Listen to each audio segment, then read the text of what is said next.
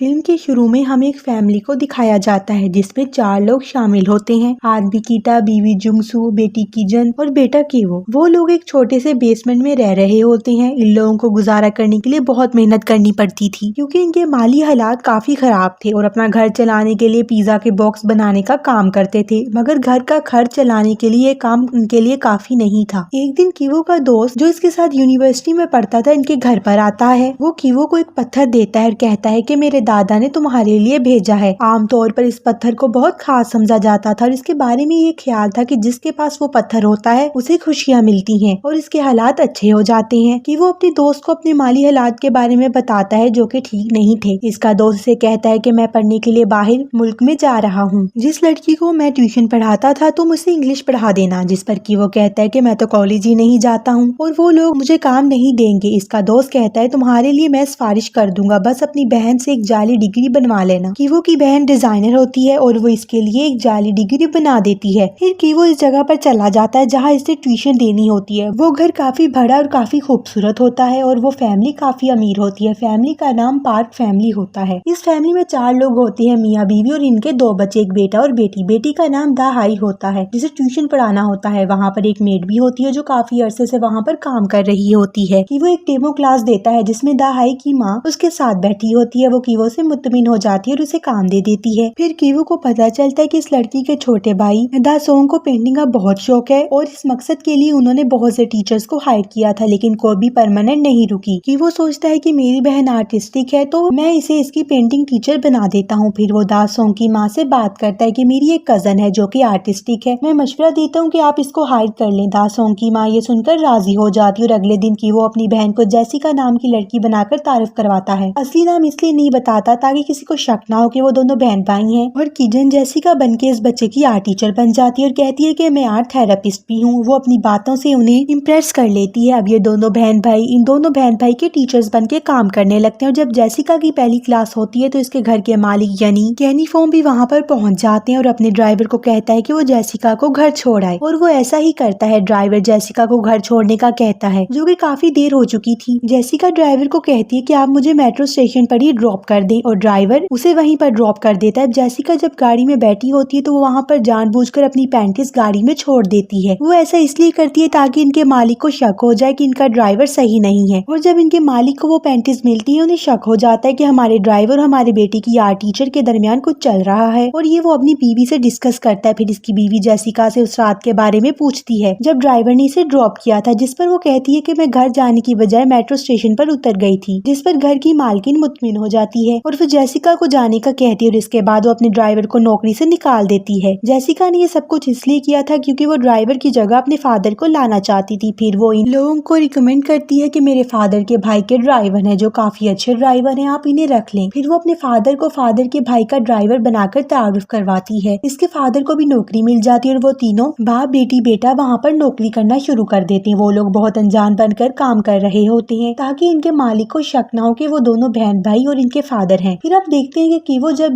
The high को tuition पढ़ा रहा होता है तो वो एक दूसरे को पसंद करने लगते हैं। अब कीवो और कीजन अपनी माँ को भी इस घर में काम दिलवाना चाहते थे और इस मकसद के लिए उन्होंने इस मेड को वहाँ से निकलवाना था जो कि इतना आसान नहीं था। वो एक प्लान सोचते हैं। आड़ू के ऊपर जो भी पाउडर होता है उसे किसी भी इंसान को एलर्जी हो सकती है और वो ऐसा ही करते हैं। जब वो मेड डॉग से खेल रही होती है तो वो पाउडर इस पर गिरा देते हैं जिससे इसको शदीद एलर्जी हो जाती है और वो हॉस्पिटल चली जाती है। जब वो हॉस्पिटल होती है तो कीवो के फादर भी वहाँ पर पहुँच जाते हैं। वो एक सेल्फी बनाते हैं जिसमें वो उसे भी कैप्चर कर लेते हैं। फिर वो घर की मालकिन को शॉपिंग पर ले जाता है और वहाँ पर उसे बताता है कि मैंने आपकी मेड को हॉस्पिटल में देखा था और जब मैं सेल्फी बना रहा था तो वो भी बीच में आ गई और ना चाहते हुए मैंने इस लेडी की बातें सुन ली, इसे टीबी है। लेकिन इसकी मालकिन इस बात पर यकीन नहीं करती। फिर वो अपनी बेटी कीजन को मैसेज देता है कि हम 3 मिनट तक घर पहुँच रहे हैं। मैसेज देखते ही कीजन दोबारा से आलू का पाउडर मेड पर डाल देती है और उसे फिर से खांसी होना शुरू हो जाती है। इस दौरान घर की मालकिन भी वहाँ पर पहुँच जाती है और वो लेडी एक टिश्यू इस्तेमाल करती है और फिर उसे डस्टबिन में फेंक देती है। फिर इनका ड्राइवर डस्टबिन की तरफ जाता है। यहाँ इसने टिश्यू फेंका होता है। टिश्यू पर वो सॉस गिरा देता है और अपनी मालकिन को दिखाता है जिससे उसे यकीन आ जाता है कि मेरा ड्राइवर ठीक कह रहा है कि उसकी मेड को टीबी है। और वो अपने ड्राइवर को कहती है कि तुम इस बात का जिक्र अपने मालिक से ना करना वरना वो काफी गुस्सा हो जाएंगे। और फिर वो इस औरत को भी नौकरी से निकाल देते हैं और इनका ड्राइवर बड़ी चालाकी से अपनी बीवी को एक कुक के तौर पर इंट्रोड्यूस करवाता है और बिल आखिर इसकी बीवी को भी नौकरी मिल जाती है और फिर वो चारों लोग एक ही फैमिली में काम कर रहे होते हैं। किसी को शक भी नहीं होने देते कि वो एक फैमिली ही है। बड़ी चालाकी से वो अपना नाम बदल कर रह रहे थे। इन लोगों के हालात काफी बदल चुके थे। गरीबी से इन लोगों के काफी हालात बदल चुके होते हैं। अच्छा खाने को मिलता है, अच्छी पे होती है। फिर दा सोंग का बर्थडे होता है जिसे पार्क फैमिली सेलिब्रेट करने के लिए एक पिकनिक पर जाने का फैसला करते हैं और वो उसके लिए चले जाते हैं। इनके जाने के बाद चारों लोग एक पार्टी सेलिब्रेट कर रहे होते हैं। ये काफी एंजॉय कर रहे होते हैं कि अचानक से दरवाजे की बेल बजती है और दरवाजे पर वही पुरानी मेड खड़ी होती है। वो कहती है कि मेरा कुछ सामान वहाँ पर रह गया है जिसे मैं लेना चाहती हूँ। जुंगसू उसे अंदर आने देती है और फिर वो लेडी बेसमेंट में चली जाती है। काफी टाइम गुजर जाने के बाद वो औरत वापस नहीं आती, जिस पर जुंगसू वहाँ पर देखने जाती है तो वो एक अलमारी को धकेल रही होती है। वो इससे हिल नहीं रही होती क्योंकि इसके पीछे प्लेट फंसी होती है। जुंगसू इस प्लेट को निकाल देती है और वो अलमारी अपनी जगह से हट जाती है। इस अलमारी के नीचे दरअसल एक रास्ता होता है, एक खुफिया रास्ता जो नीचे की तरफ जा रहा होता है। वो मेड वहाँ पर चली जाती है और देखती है कि वहाँ पर एक आदमी है। हकीकत में वो उसका शौहर होता है। इसने इसे यहाँ पर छुपा कर रखा होता है। इसे यहाँ पर तकरीबन 4.5 साल हो जाते हैं। पार्क फैमिली को इसके बारे में नहीं पता होता क्योंकि इनसे पहले जो फैमिली यहाँ पर रह रही थी वो उन्हें नहीं बताती। ये लेडी काफी अरसे से यहाँ पर काम कर रही होती है। ये सब जानती है कि यहाँ एक खुफिया रास्ता है। इसने अपने शौहर को यहाँ इसलिए छुपाया हुआ होता है क्योंकि इसके सर पर कुछ कर्जा होता है जिसको अगर वो नहीं उतारेगा तो लोग इसे मार देंगे। फिर वो मेड जुंगसू को कहती है कि तुम हफ्ते में एक मर्तबा मेरे खावन को खाना दे दिया करो, यहाँ पर फ्रिज मौजूद है, इसके बदले में मैं तुम्हें पे कर दूंगी। जुंगसू इनकार कर देती है और पुलिस को कॉल करने का बोलती है, जिस पर वो औरत काफी मिन्नतें करती है कि वो ऐसा ना करे। जुंगसू का खामद और बेटा बेटी सीढ़ियों से ये बातें सुन रहे होते हैं। इनमें से किसी का पाँव स्लिप होता है और वो तीनों सामने आकर गिर जाते हैं। ये देखकर वो मेड वीडियो बना लेती है और वो कहता है कि पापा मेरे पाँव, ये भी वीडियो में रिकॉर्ड हो जाता है। इसे पता चल जाता है ये चारों फैमिली मेंबर हैं और चालाकी से यहाँ नौकरी हासिल की है इन लोगों ने। ये वीडियो वो घर की मालकिन को सेंड करने का कहती है, जिस पर जुंगसू इसे काफी मिन्नतें कर रही होती कि वो ऐसा ना करे। औरत अपने खावन को लेकर ऊपर आ जाती है और इन चारों को कहती है कि हाथ ऊपर करके खड़े हो जाओ और चारों खड़े हो जाते हैं और वो इनकी वीडियो बना लेती है और साथ में उस टेबल का भी जिस पर वो पार्टी कर रहे होते हैं। चारों इन दोनों मियाँ बीवी पर हमला कर देते हैं और इनसे मोबाइल लेकर वीडियो को डिलीट कर देते हैं। इन लोगों की आपस में लड़ाई हो रही होती है कि अचानक से टेलीफोन की घंटी बजती है। जुंगसू फोन उठाती है और ये घर की मालकिन का फोन होता है। वो कहती है कि तेज बारिश की वजह से ट्रिप कैंसिल हो गया और हम 8 मिनट तक घर वापस आ रहे हैं और वो उसे खाना बनाने का बोलती है और 8 मिनट तक उन्हें घर का सारा सामान भी सेट करना था। कॉल के दौरान वो तीनों इन दोनों मियाँ बीवी का मुंह बंद करके खड़े होते हैं। फिर वो दोनों मियाँ बीवी को बांध कर दोबारा से बेसमेंट में छोड़ आते हैं और इसके बाद सफाई करना शुरू कर देते हैं और ठीक 8 मिनट के बाद वो फैमिली घर पर आ जाती है और वो लोग घर की सफाई भी कर चुके होते हैं और पार्क फैमिली को जरा भी शक नहीं होता कि इनके आने से पहले यहाँ पर कुछ हो चुका है और वो लोग भी छुप जाते हैं और वो लोग खाना खाते हैं और घर की मालकिन जुंगसू को बताती है कि एक बर्थडे की रात को मेरा बेटा केक खाने के लिए उठा था, तब इसने एक भूत को देखा था, लेकिन वो भूत नहीं होता, इस मेड का खावंद होता है और ये लोग समझते हैं कि शायद वो वाकई ही कोई भूत है। बारिश हो रही होती है और इनका बेटा दा सोंग कहता है कि आज रात में बाहर सोऊंगा और वो टेंट लगाकर बाहर सो जाता है। दा सोंग के माँ बाप हॉल में सोते हैं ताकि सारी रात इसको देख सके। वो दोनों सोफा पर लेटकर बातें कर रहे होते हैं और सोफे के नीचे कीवो, कीजन और कीटक छुपे हुए होते हैं। घर का ड्राइवर कीटक होता है। घर का मालिक अपनी बीवी को बता रहा होता है कि इसके जिस्म से नागवार किस्म की स्मेल आ रही होती है जिसको बर्दाश्त करना नामुमकिन है। वो सच कह रहा होता है क्योंकि जिस जगह पर वो लोग रह रहे होते हैं वो कूड़े वाला एरिया होता है। लोग वहाँ पर टॉयलेट करते हैं, इस वजह से इस घर के सारे लोगों के जिस्म से और कपड़ों से गंदी सी स्मेल आती है। ये सब बातें वो लोग सुन रहे होते हैं। उन्हें बुरा लगता है कि एक बार दा सोंग ने ये बात कही थी कि मेरी टीचर में से भी ये स्मेल आती है और वैसे ही हमारे ड्राइवर और मेड में से भी आती है। फिर वो लोग अपना साबुन और तौलिया वगैरह बदल देते हैं, लेकिन ये स्मेल इनके जिस्म से नहीं होती बल्कि इसके घर की होती है। यहाँ पर वो रह रहे होते हैं और जब वो दोनों सो जाते हैं तो ये सोफा के नीचे से निकलकर अपने घर में बेसमेंट में आ जाते हैं। बहुत तेज बारिश हो रही होती है। जब वो अपने घर में पहुँचते हैं तो वो देखते हैं कि इनका सारा घर पानी से भर चुका है। घर की खिड़की खुली रहने की वजह से सारा पानी अंदर आ जाता है और वो जगह रहने के काबिल नहीं रहती। फिर वो एक जगह जाते हैं, यहाँ बहुत से लोग सो रहे होते हैं और वो लोग भी अपनी रात वहीं गुजारते हैं। फिर किचन को घर के मालकिन की कॉल आती है और वो कहती है कि हमारे बेटे की बर्थडे है, आप इसकी टीचर है इसलिए आपको आना चाहिए, जिससे आपको बहुत खुशी होगी। और वो कीवो को भी बुलाती है जो कि इसकी बेटी का टीचर होता है। फिर वो बाजार में शॉपिंग करने जाते हैं और जब वो गाड़ी में बैठी होती है तो इसको अपने ड्राइवर में से एक अजीब सी बू आती है और वो अपने नाक पर हाथ रख लेती है, जिस पर इसके ड्राइवर को बहुत बुरा लगता है क्योंकि वो नहीं चाहता कि लोग इनके साथ ऐसा बर्ताव करें। इसकी मालकिन भी ऐसा नहीं करना चाहती लेकिन उसे ऐसा करना पड़ता है। फिर पार्टी चल रही होती है। कीवो और इसकी स्टूडेंट दहाई ऊपर होते हैं और कीवो इससे पूछता है कि तुम्हें लगता है कि हम इनमें से एक हैं? वो जवाब में हाँ कहते हुए सर हिला देती है, लेकिन वो इनमें से एक नहीं होते और वो सोचता है कि बेसमेंट में जो लोग हैं अगर वो ऊपर आ गए तो इनका राज फाश हो जाएगा और फिर उन्हें नौकरी से भी हाथ धोना पड़ेगा। फिर वो कुछ सोचते हुए वहीं रखा हुआ पत्थर जो इसको इसके दोस्त ने दिया था उसे निकालता है। वो इस पत्थर को लेता है बेसमेंट में चला जाता है जहाँ पर वो मेड और उसका शौहर रहते हैं। घर की मेड की एक रात पहले ही मौत हो चुकी थी, क्योंकि जब वो लोग उन्हें नीचे लेकर जा रहे होते हैं तो वो भागकर ऊपर आने की कोशिश करती है, जिस पर जंगसू इसे टांग मारती है और वो गिर जाती है और मर जाती। इन चारों को इस बारे में नहीं पता होता कि वो नीचे पहुंच जाता है। इसके हाथ में वही पत्थर होता है, किसी तरह पत्थर इसके हाथ से गिर जाता है, लेकिन वो बड़ी चालाकी से चुपके से जाकर पत्थर को उठा लेता है। वो इन दोनों को मारने आया था ताकि इनका राज इनके सामने कभी ना आए, क्योंकि वो अपनी फैमिली को बचाने के लिए कुछ भी कर सकता है। और वो आस्ता आस्ता करके आगे बढ़ता है। इस मेट का खावन जो अपने आप को खोल चुका होता है कीवो के गले में रस्सी डालकर घसीटता है। इस रस्सी को एक जगह पर लटका देता है और फिर वो वही पत्थर उठाता है। कीवो को पत्थर से मारने लगता है लेकिन नहीं मारता। वो वहाँ से भाग जाता है लेकिन बेसमेंट में गिर जाता है और वो वापस आकर इसे काफी जख्मी कर देता है। फिर वो पार्टी वाली जगह पर पहुंच जाता है। फिर इसकी नजर पड़ती है किजन पर जो केक लेकर दासोंग की तरफ जा रही होती है और वो फौरन इसे पहचान लेती है। वो चाकू से किजन के सीने पर वार करता है जिससे वो काफी जख्मी हो जाती है। किजन के फादर इसके जख्म को दबाते हैं ताकि खून ज्यादा ना बहे, कहीं इसका जख्म काफी गहरा ना हो जाए। जंगसू ये देखती है कि इसने मेरी बेटी पर हमला किया और वो इसकी तरफ बढ़ती है। इन दोनों के दरमियान शदीद लड़ाई हो जाती है और इस लड़ाई में जंगसू इस आदमी को मार देती है। घर का मालिक अपनी चाबी लेना चाहता है जो इस मरे हुए आदमी के नीचे पड़ी होती है और वो चाबी जब निकाल रहा होता है तो उन्हें काफी स्मेल आती है और वो अपने मुंह पर हाथ रख लेता है। और जब इनका ड्राइवर उन्हें ऐसा करते हुए देखता है तो इसके चेहरे के तासुरात बदल जाते हैं। वो शदीद गुस्से में आ जाता है, चाकू उठाकर उस चाकू से अपने मालिक पर वार करता है। वो ऐसा इसलिए करता है कि मालिक को चाबी चाहिए थी ताकि वो अपने बेटे दासोंग को हॉस्पिटल ले जाए, क्योंकि वो बेहोश होता है। और दूसरी तरफ इसकी अपनी बेटी भी मर रही होती है लेकिन इसके बारे में इसे कोई ख्याल नहीं आता। कीटक अपने मालिक को काफी हैरानी से देखता है, क्योंकि जब वो पुरानी मेड के खाबिन के नीचे से चाबी निकाल रहे थे तो वो नाक पर हाथ रख लेते हैं, जिससे इसे बुरा लगता है क्योंकि इसके जिस्म में से बिल्कुल वैसी ही स्मेल आ रही थी और वो खुद को इस आदमी के साथ रिलेट कर लेता है। अब इसे इस बात का एहसास हो जाता है कि हम जैसे लोगों को ये लोग हकारत की नजर से देखते हैं। इस तंग नजर देखने की वजह से वो उन्हें चाकू से मार देते हैं और इसके बाद वो ड्राइवर गायब हो जाता है। किजन मर जाती है और कीवो बच जाता है, लेकिन इसकी दिमागी हालत खराब हो जाती है। फिर इन माँ बेटे पर धोखाबाजी और साजिश का केस चलता है, लेकिन कोर्ट इसे कोई सजा नहीं देता, कुछ इंस्ट्रक्शन देता है और छोड़ देता है। पार्क फैमिली वो घर सेल कर देते हैं और जर्मन फैमिली इस घर खरीद लेते हैं। वो लोग इस घर की हिस्ट्री के बारे में कुछ नहीं जानते थे और इसकी बेसमेंट में आज भी कीटक होता है। यानी वो ड्राइवर क्योंकि वो अपने मालिक को मारने के बाद यहाँ पर आकर छुप जाता है, किसी को पता भी नहीं होता। और फिर वो मोर्स कोड के जरिए यानी लाइट ऑन ऑफ करके वो अपने बेटे को ये मैसेज देता है कि वो आज भी जिंदा है और यहाँ पर छुपा हुआ है। मोर्स कोड इस सिग्नल समझा जाता है जो दो लोगों का आपस में राब्ता करना है, जो किसी को पैगाम भेजने की सलाहियत रखता है। इस बल्ब के जरिए वो सिग्नल इसे भेजता है। वो उसे डिफरेंट टाइम में ऑन ऑफ करता है और अपने बेटे को सिग्नल भेजता है। इसका बेटा की वो जो के दूरबीन से सिग्नल को देखता है, इसके पास एक कोड आता है जिसको वो डी कोड करके मालूम कर लेता है कि इसके फादर आज भी जिंदा है और उसी बेसमेंट में मौजूद है। और इसे इस बात का पछतावा होता है कि उन्होंने पार्ट फैमिली के मालिक को मार दिया और वो इनकी तस्वीर के सामने जाके माजरत करता है। फिर कीवो कहता है कि एक दिन मैं बहुत सारे पैसे कमाऊंगा और हम वही घर खरीद लेंगे और बेसमेंट से ऊपर आना और हम वहीं पर तुम्हारा इंतजार करेंगे। ऐसा हो जाता है कि वो घर खरीद लेता है और कीटक इस बेसमेंट से बिलाखौफ बाहर आ जाता है, अपनी फैमिली से मिलता है। लेकिन ये सब कुछ एक सोच होती है, हकीकत में ऐसा कुछ नहीं होता। ये मूवी यहीं पर खत्म हो जाती है।